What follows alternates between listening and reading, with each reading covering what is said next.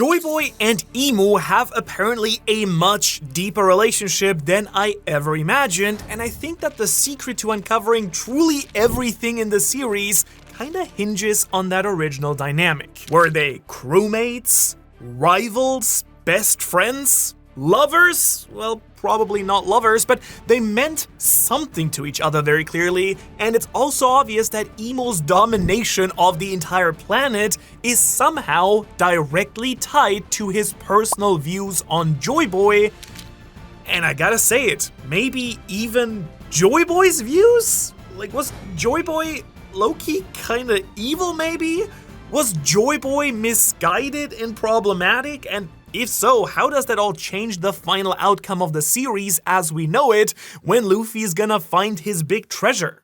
Alright, so a lot of really interesting things happened in chapter 1181 of One Piece, from Loki and Emu's all-out slugfest, Emu having a weapon that can seemingly just shapeshift into anything that he puts his mind to, and obviously the big finale where Emu gets amped to finally see Nidhogg in action up close and personal once again. There are tons of other really cool little things like Mihawk's sword pose, the subtle names of attacks and items, etc. that are definitely interesting, and I do want to talk about all of them, but I can't get over one very specific part of this chapter in particular. It's consumed me, like consumption the disease. Like, I need to get this figured out with you today. Emu, my good friend with an absolutely gigantic mouth, like seriously, look at the gaping hole he has right there. Sheesh, you're looking like a bass, bro.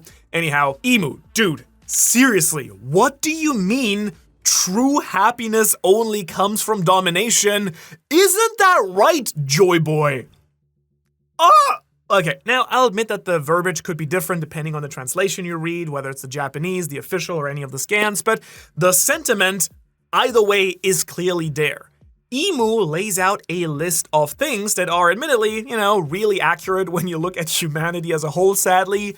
In Emu's mind, humanity has a natural desire for power over others. That desire for power leads them to become corrupted. In an effort to easily obtain more power, humanity then makes pacts, and when power is corrupted through these pacts, then domination occurs. Now, to me, it's kind of unclear if this is meant symbolically or quite literally, because admittedly, we've seen both occur in the series at this point, but I think it's actually meant as both either. Like, some people make actual devil pacts to become stronger, like the Holy Knights, or really anyone who eats a literal devil fruit, but others probably make more symbolic deals and gestures to gain aid or help or power. In the case of like all islands ever that Luffy has basically helped, right? I think that this is just meant to show us that this is the nature of the world. But the part that I can't get over is the JoyBoy one. Like, Emu, you little nasty freak. I bet being dominated brings him happiness, but that's not everyone's cup of tea, I think. But clearly, it is something that JoyBoy did in his little happiness liberation dungeon, is the sound of what I'm getting here from.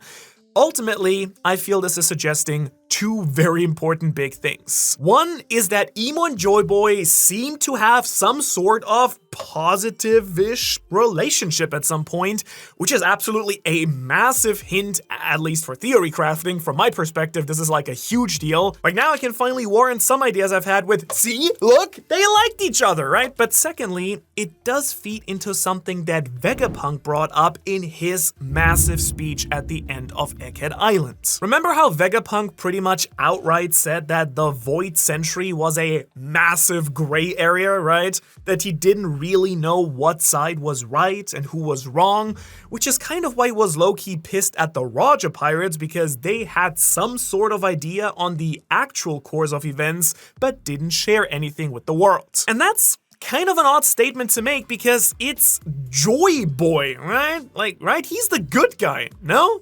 Well, maybe not. JoyBoy may have been a very flawed person who was not at least completely purely good, or at least his actions were not entirely good, unquestionably positive for the world. If you're a regular viewer of the channel, you will probably know I've been thinking something like this was the case for a while now, but these keywords like domination leading to true happiness and tying that to JoyBoy in this context kind of makes me think that JoyBoy himself was dominating people in some way, shape, or form, even if maybe he personally didn't realize it or didn't see it that way. Which makes Imu and JoyBoy both valid in some capacity, and I kind of want to unravel what that may have been. Now to me, this will very likely be revealed through their personal connection, whatever it may be, and so I kind of want to break down all those dynamics to see if we can get to the root of what made JoyBoy maybe not so good as we all thought. And even though I'm really excited to jump into the deep end of the pool, I think it's wise in this case to actually start with what we objectively know and then see how that might help inform this personal relationship between these two.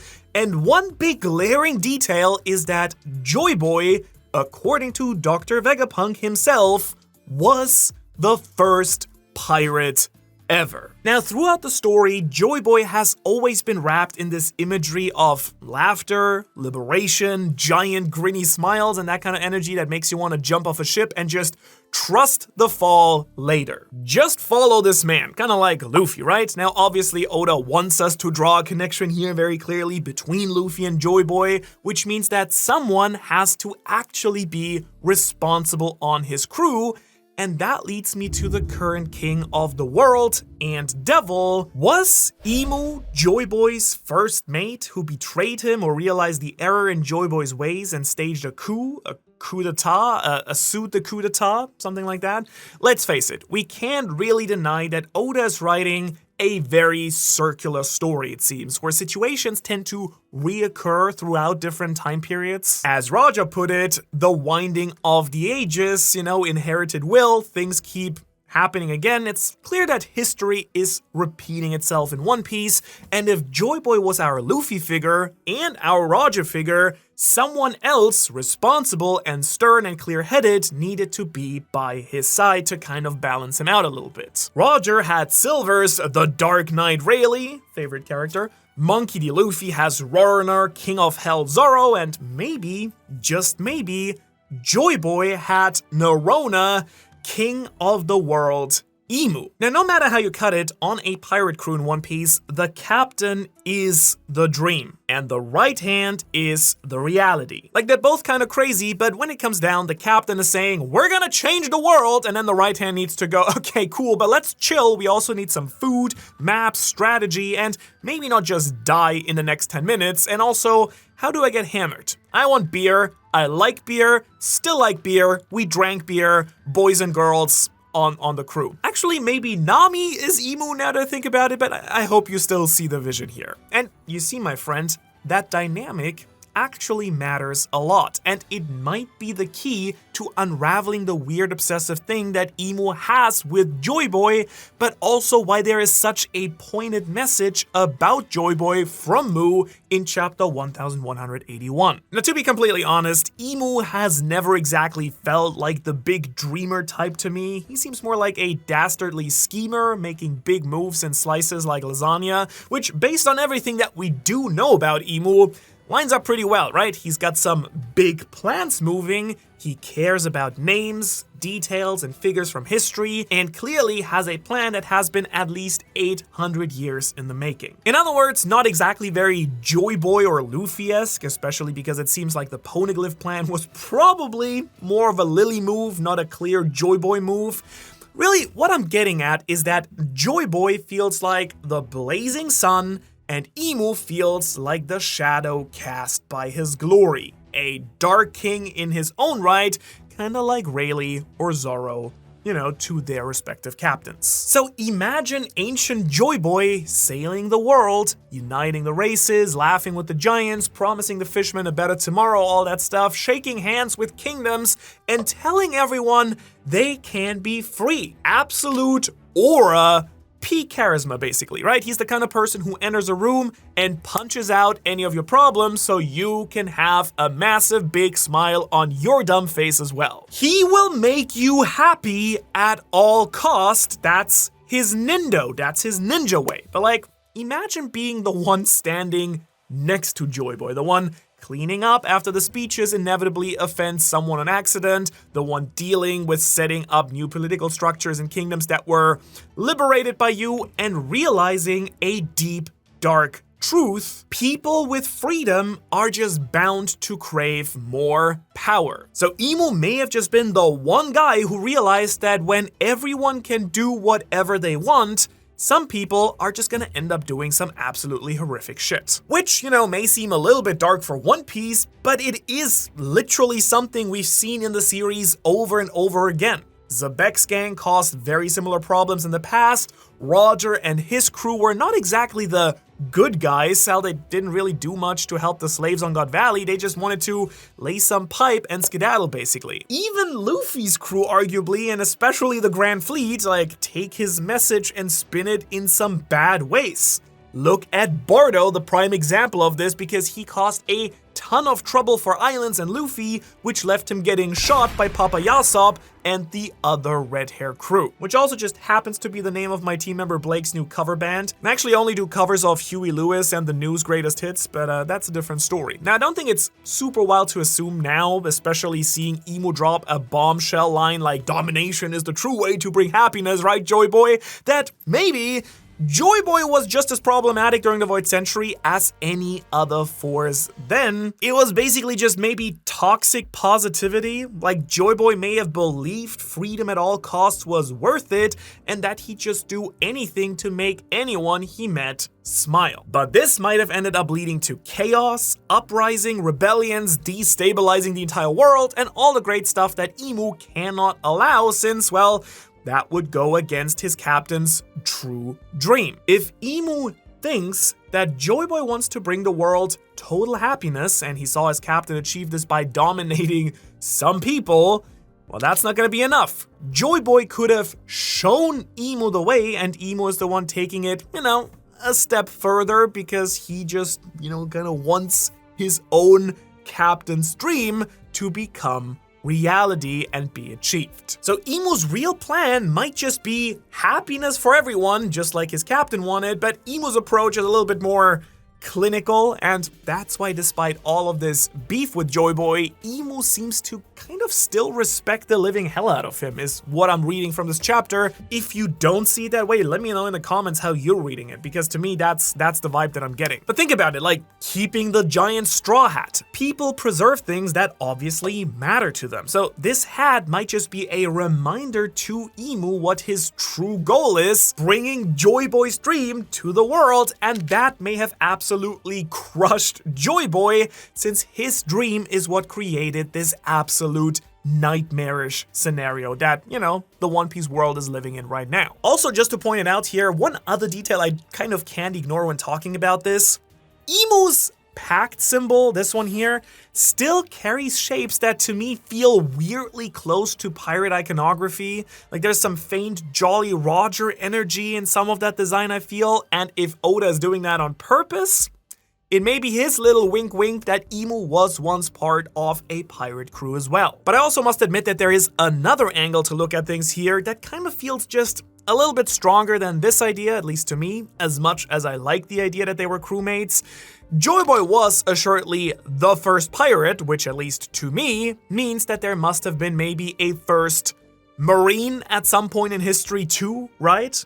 So what if that guy was Imu? As I just mentioned in the last little section, something that Big Oda absolutely loves doing is taking history we thought was donezo, only to reveal that the modern story was just an echo of something ancient the entire time. We saw it with Goldie Roger and Monkey D. Garp versus Rocksteady Zebek. We may see it again through Monkey D. Luffy and figures like Kobe or Smoker against Blackbeard eventually. A team-up of pirates and the key marines that understand justice is a lot messier than what we all want to believe. And with that in mind, I kind of think it's only fair that the Void Century has to kind of have its own version of this, like rivals allied against a greater third force, and I do think we already know who that is. Here's a proposed version of the events that might have happened, and they will be objectively correct because we all know anything set in a theory video must be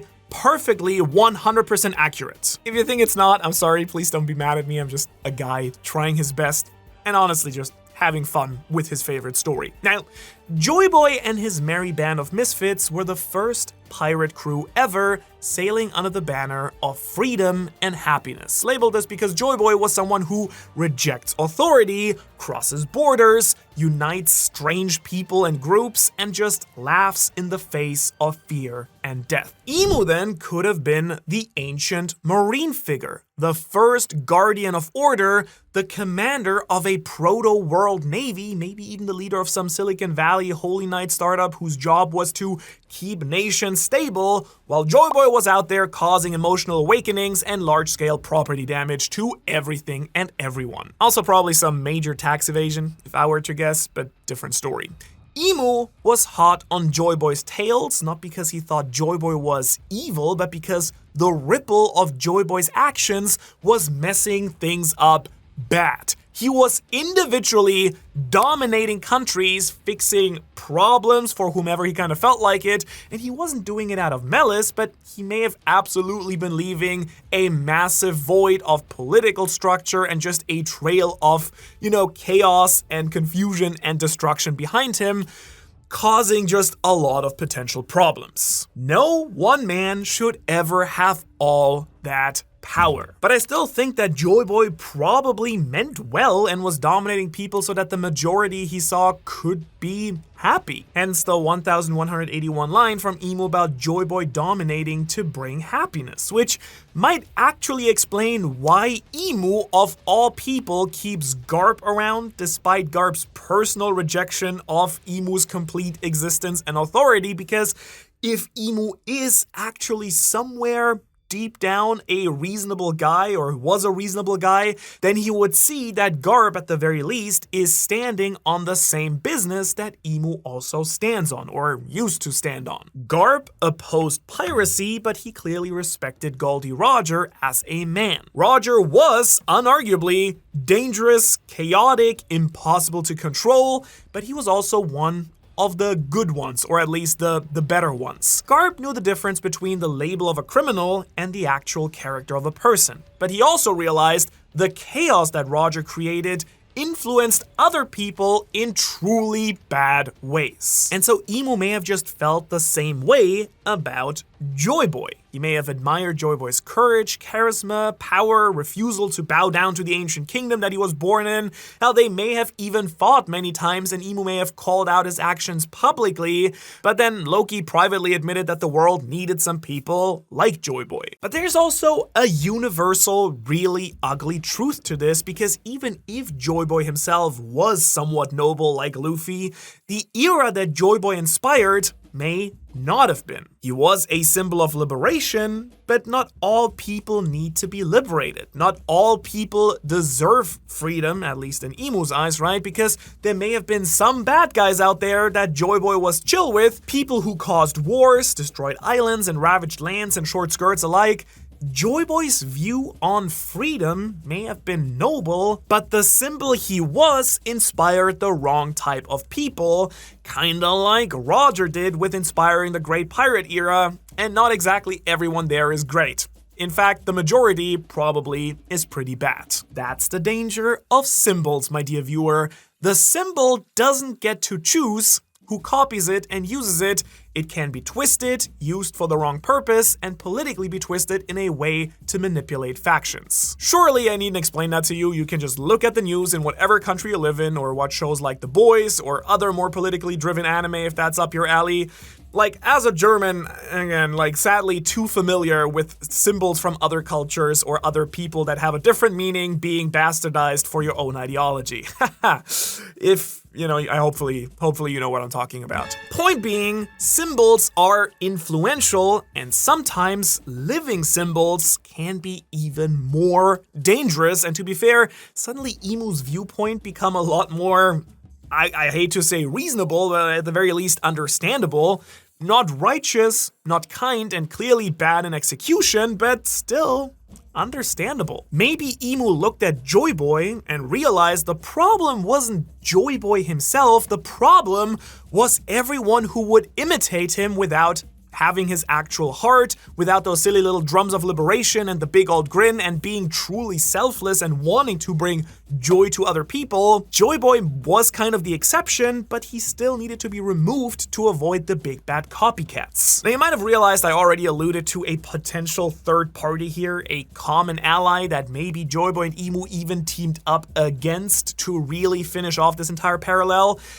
And of course, the only person I think that could possibly fit this mold that we know of would be Davy D. Jones. I'm imagining that Davy Jones was this massively powerful threat, a sort of piratical tyrant maybe. Now realistically, he may have just been the corrupted ruler of the ancient kingdom itself, someone so catastrophic that both the world's greatest outlaw and the world's greatest guardian had to unite in order to stop him. And that explains Zebek's line about who Emu feared more, Davy Jones or JoyBoy. I mean, they were both Emu's enemies, but they might have represented two very different paths that Emu can get behind. Davy Jones's false kingdom built on control through chaos and piracy, a twisted version of the reality that Emu wants to create with slavery and crazy technology. And then JoyBoy's view of true freedom at all cost, kind of the antithesis of a good kingdom. So Davy could have been maybe like the in-between of JoyBoy and Emu, but all the bad and none of the good. Exactly how Blackbeard is and Zebek was in their eras,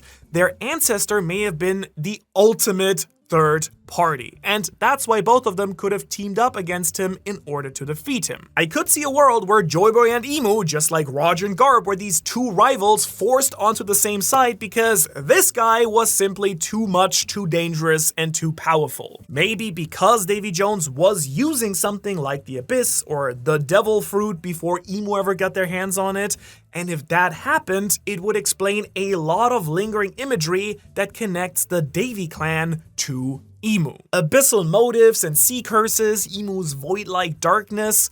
What if Emu's terrifying powers were shaped by a war against something that came from the deep? And now, as the true new king of the world, Emu is using it to enforce his view of control, domination, and eventually true happiness. Why is Emu thinking about happiness? That's so fascinating. Now, let me throw a darker possibility on the table too. We love those because this one could get real saucy and we like getting a little bit darker here. Now, I'm not gonna get super deep into it because I do think there's some stuff here that could be even way bigger than this and I want to discuss it in a separate video I'm still working on right now. But I did want to tease it here since it kind of felt relevant to the chapter. What if Emu was never JoyBoy's rival at first, but instead, what if Emu is somehow JoyBoy's shadow? Now, I know this isn't a new idea, but I do think there's a lot of new evidence here, especially with Emu's power set, that could imply he is literally JoyBoy's shadow on some, Gecko Moria type beat thing. If JoyBoy was the sun, this radiant guy who inspired everyone, shining bright, well, maybe deep down his soul, his shadow, something in him was greater than anyone else's. And maybe JoyBoy's views on liberation literally manifested in his shadow being too strong to be, contained. So JoyBoy cut it free and teamed up with it. That would be a very Nika thing to do, by the way, using your devil fruit to literally awaken your shadow and team up with it. I could see Luffy doing that in his awakened form. Emu may quite literally be a manifestation of JoyBoy's own will, but kind of twisted and less nuanced because he literally cannot understand the complexities of growth. At his core, Emu seems very raw. He's deliberate and has very specific intentions, but maybe those are informed by him being a manifestation of primal desires and goals, the goals that JoyBoy once had that maybe he doubted, changed upon, or that just weren't quite as simple as Emu thinks they are. Again, there's actually a lot of really cool evidence here and a lot more that we're in the team really excited about, but we just don't want to get into it all yet, so instead let's talk about a much more pointed idea, something very anime and less fairy tale. Well, okay, that didn't work out quite as well when I read it out loud because fairy tale is an anime, but you can't see the script spelling. Whoops, Jesus Christ. What is that? Oh, okay.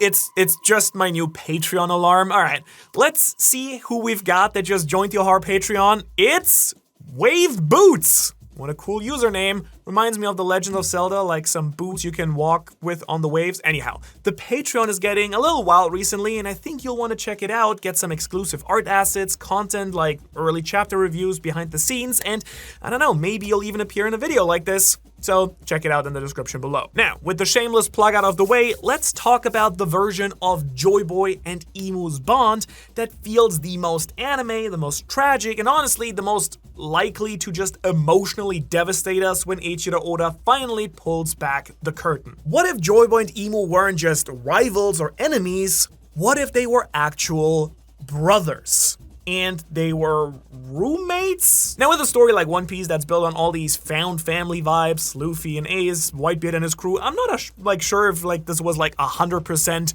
genetic brothers or more spiritually. Maybe they were actual brothers and Arona JoyBoy is gonna be the vibe that's gonna be revealed someday.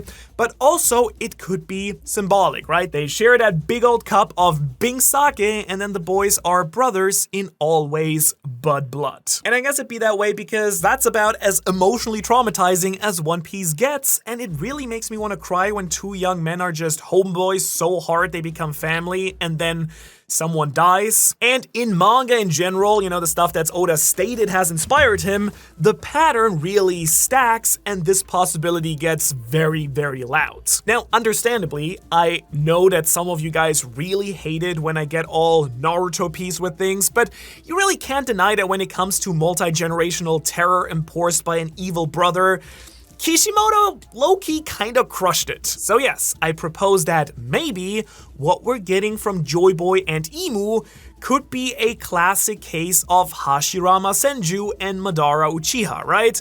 Maybe a Gojo and Geto situation too, if you want to let it, get a little bit spicier. Well, brothers through bond, not blood. but don't worry. If we start getting JoyBoy cells being the key to saving everyone, I will lose it as well. I don't need any JoyBoy cells. If this man's haki is stored in vials somewhere and healed people, dude, I'll be actually pissed. Oda, don't do it. So no, what I really mean here is that these two figures, JoyBoy and Imu, may have had a combined goal at one point, but their path to get there conflicted too hard in the end.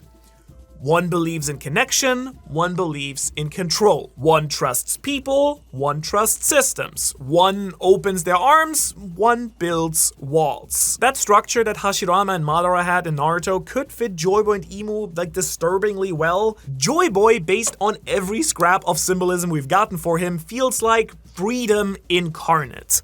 Laughter, drums, movement, inherited will, impossible optimism, helping strangers, crossing borders, making enemies into allies, turning pain into celebration. That is chaotic good energy with abs on top, like a 12-pack. He's oozing that Hashirama, built the village with kindness and communication. JoyBoy is the kind of person I think who sees 10 warring nations and says, what if they all had a big party instead and just got along and had a laugh? And he busts out the sake bombs and we get turned up and have some fun. Imu, by contrast, feels more like the kind of distrusting, silent, badass Severus Snape who may have had a soft spot for the infectious kindness of JoyBoy, despite his inherent lack of faith in kindness and people, making the right choice to ensure everyone's safety. Especially if he is a Lunarian. I mean, the Lunarians may have had a similar stigma to the Uchiha, very strong, very powerful, and inherently distrusted by the rest of the people around them. Or maybe they caused some problems in the first world, and so society on the sea level doesn't trust them because of that, because maybe they ended up burning the world and engulfing it in flame and darkness. Which might have been why they were up on the red line to begin with. Potentially. I don't know. I'm being evil for fun. I mean, sure, that works on a surface level, but if Imu truly believes that the world can only survive and be ruled through strict centralized control because JoyBoy's approach with laughter and liberation failed, if Imu watched chaos, war, betrayal, piracy, racism, greed, and endless human nonsense tear civilization itself apart the way that he thought it would go before trusting JoyBoy, well, yeah, I mean, him coming to the conclusion that people cannot be trusted with freedom and instead must be dominated in order to be happy and live a okay life, that would kind of make sense if that's what he experienced. And it's also, like, quite literally the entire Madara plan, right? Like Madara or whatever you want to call him. In Japanese, it's Madara. So let's just go with that. I know people get very icky with the Naruto pronunciations. Madara, it is. Let's just go with that one. Either way, Madara loved too deeply. That was his actual curse, if you break it down. Like, he created the big tree and reflected his eyes on the moon, infinite Tsukuyomi, yada yada, like also that he could trap people in their own personal paradises. He wanted people to be happy, just like Hashirama did, but used control and domination in order to do so. And so when you put it that way, I feel like everything that Imu seems to allude to in chapter 1181 kind of starts, weirdly enough, matching up pretty well. That would explain the 800-year rule by force. Imu may not even see themselves as a tyrant or a god like he tends to frame it. It may be that he views that title as a responsibility, not an ego thing or like a power thing. Imu may see his place on the throne as a responsibility, a painful burden he has on himself to achieve the mutual dream of JoyBoy and himself. JoyBoy tried, failed, and died, and now the one endlessly cleaning up after human beings that keep proving JoyBoy wrong is his brother, his best friend, Imu. And if the world chose JoyBoy as its symbol while Imu became the necessary but unloved counterpart, there's your fracture line. That's the point where all this weird low-key dismay and deep-seated pointed feelings are. People saw JoyBoy as the good one, but they never achieved his view of the world. Imu might have felt that nobody but himself could truly fathom JoyBoy's real dream, or maybe it's a little bit more biblical and Imu's a little bit more evil and it's a Cain and Abel situation. JoyBoy, the favorite brother, Imu, the evil and overlooked brother, jealousy pushing Imu to kill JoyBoy, but carrying his ideology further in honor of his brother, but it's like real twisted. Or if you're like a Latin guy and you're more Greco-Roman with it, like we know Oda is, it could be a little bit of, Romulus and Remus of a situation. 2 founders, 1 future city, and only 1 vision that survives. That kind of mythic sibling conflict would be right at home in a story obsessed with inherited names and erased history. So regardless of which situation actually ends up being the case here, it really feels like Luffy is left cleaning up the mess that his predecessor might have started laying out, and truly, I feel like that might not go over well. I've actually felt for a while now that whenever Luffy actually finds out JoyBoy's and Nika's will and their story and finds the One Piece, I feel like Luffy might actually probably not really vibe with all of that. The total opposite of Luffy's vibe is this inherited will and generational dream that he has to fulfill on behalf of JoyBoy and Nika, but Luffy is Luffy. He is not these weird old guys who saved the world in the past or were the heroes. And hell, he may have even literally failed the planet several times because their POVs were so tilted. What will actually make this easier for Oda, though, funnily, and arguably more fulfilling for me personally as a reader and viewer, and maybe you would agree to this, let me know in the comments, is if JoyBoy is actually a little bit messed up in the end. If JoyBoy's views were a little bit more problematic, then Luffy rejecting it will feel even better. Luffy can still be the good guy that we want him to be, but he'll get to reject JoyBoy's and Nika's will, which, he should do to stick to his own path and his own morals. And once he rejects those, he'll finally get to properly clash with Imu, who is seeming real strong right now, especially with his Holy Knights who are getting infused with omen powers and revived. Luffy's going to really struggle to keep up here, but maybe he won't have to fight alone because he might have his own 13 demonic commanders with him to fight Imu's 13 top Holy Knights.